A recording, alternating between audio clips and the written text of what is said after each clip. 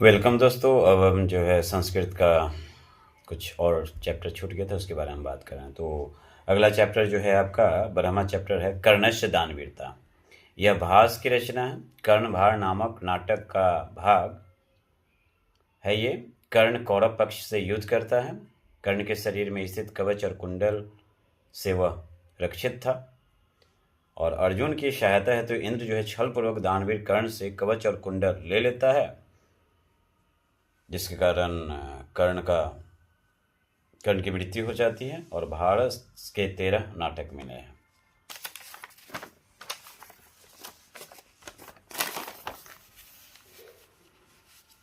अब आपका अगला चैप्टर है विश्व शांति, जो कि एक निबंध है। पूरे विश्व में अशांति का मुख्य कारण दो ही हैं, द्वेष और असहिष्णुता। देशों में आंतरिक एवं बाहरी अशांति है। अगला चैप्टर आपको आता है शास्त्रकार। शास्त्र ज्ञान का शासक है।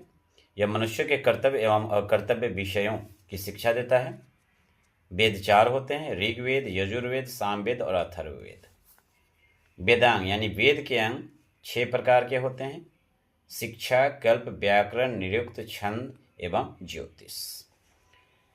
एक एक करके हम सबके बारे में जानेंगे। शिक्षा जो होता है उच्चारण प्रक्रिया का ज्ञान, कल्प कर्मकांड, पाणिनिकृत व्याकरण प्रसिद्ध है, निरुक्त अर्थ का ज्ञान, पिंगल रचित से छंद प्रारंभ हुआ है, ज्योतिष का आरंभ लघुधर से हुआ, सांख्य दर्शन के प्रवर्तक कपिल जी हैं, वैशेषिक दर्शन के प्रवर्तक कणाद, योग दर्शन के प्रवर्तक पतंजलि हैं, वेदांत दर्शन का निर्माण बादरायण ने किया, जैमिनी के द्वारा न्याय दर्शन का निर्माण हुआ, बृहत संहिता ग्रंथ की रचना वराह मिहिर के द्वारा की गई है, कृषि विज्ञान की रचना पराशर ने की है।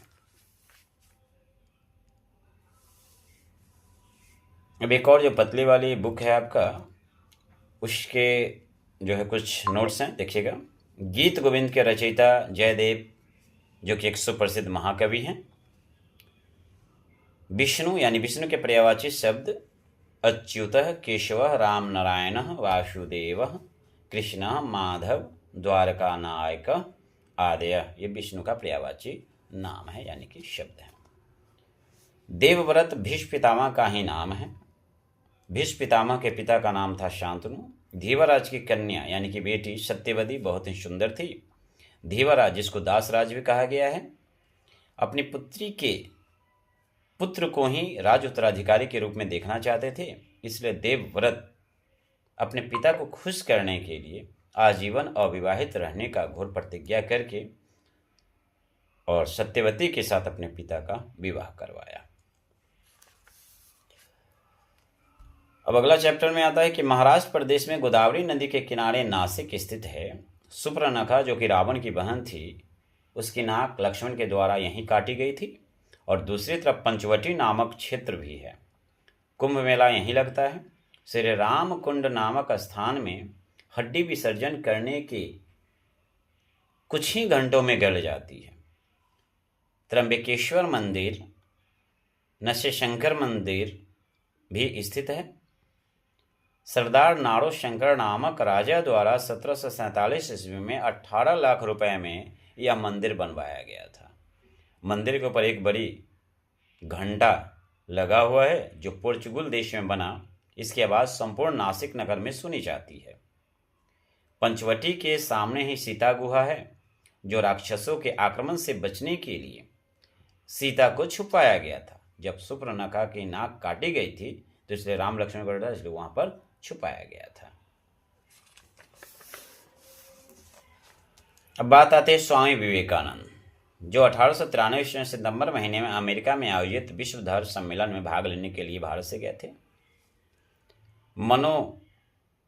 मनोज गर्व खरवकह भगवान शंकर को भी कहा जाता है। विधान चंद्र राय एक श्रेष्ठ राजनीतिज्ञ और चिकित्सक थे। अब ये आप जानिए कि कारक और विभक्ति दोनों 8-8 होते हैं। दोनों में इंटर रिलेशनशिप होता है, जैसा कि आप देख रहे हो। कर्ता कारक में प्रथम विभक्ति, कर्म कारक में द्वितीय, करण कारक में तृतीय, संप्रदान में चतुर्थी, अपदान में पंचमी का विभक्ति, संबंध कारक में षष्ठी विभक्ति, अधिकरण में सप्तमी विभक्ति और संबोधन में अष्टमी विभक्ति होता है। लकार 10 होते हैं, लेकिन हमें 5 ही प्रकार पढ़ना होता है। लेकिन जब भी एग्जाम में आए तो हमेशा हमें लकार 10 लिखना चाहिए। और ये 5 लकार जो हमें पढ़ना होता है, लट लकार जिसको वर्तमान काल कहते हैं, लंग लकार जिसको भूतकाल कहा जाता है, लेट लकार जिसको हम लोग भविष्यत काल कहते हैं, लोट लकार जिसको अनुज्ञा के अर्थ में, और विधिलिंग लकार जो होता है चाहिए के अर्थ में। संस्कृत में वचन 3 होते हैं, एक वचन, द्विवचन और बहुवचन। पुरुष भी 3 होते हैं, प्रथम पुरुष, मध्यम पुरुष और उत्तम पुरुष। और लिंग भी 3 होते हैं, जो कि पुल्लिंग होता है, स्त्रीलिंग होता है और नपुंसकलिंग होता है। धन्यवाद।